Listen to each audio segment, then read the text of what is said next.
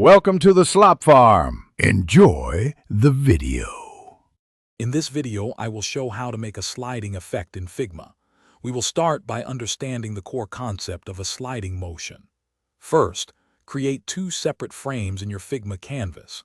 These frames will represent the start and end points of your slide.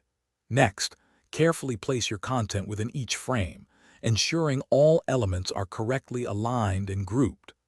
This foundational setup is crucial for a seamless transition later on, laying the groundwork for an engaging interactive experience. Now, let's transform your frames into powerful interactive components. Select your first frame and convert it into a component. Then, create a second variant for this component, representing the slid open or slid closed state. This approach allows you to manage different visual states of your sliding element within a single component set. Using variants is a highly efficient way to organize and control your interactive designs, making future adjustments much simpler and more consistent across your project. With your components ready, it is time to bring them to life through prototyping. Navigate to the Prototype tab. Drag a connection from your first variant to your second variant. For the interaction, select on drag as the trigger, allowing users to physically slide the element.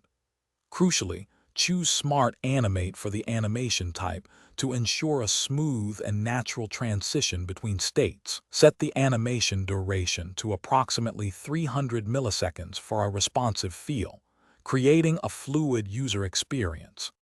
Finally, let's refine and thoroughly test your sliding effect.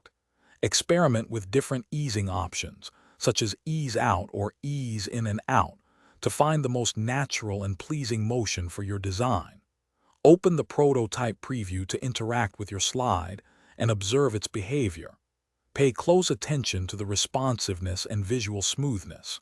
Make any necessary adjustments to the component states or animation settings. Continuous iteration ensures your sliding effect is polished and delivers an excellent user experience. Thanks for watching. Consider subscribing if we helped you today.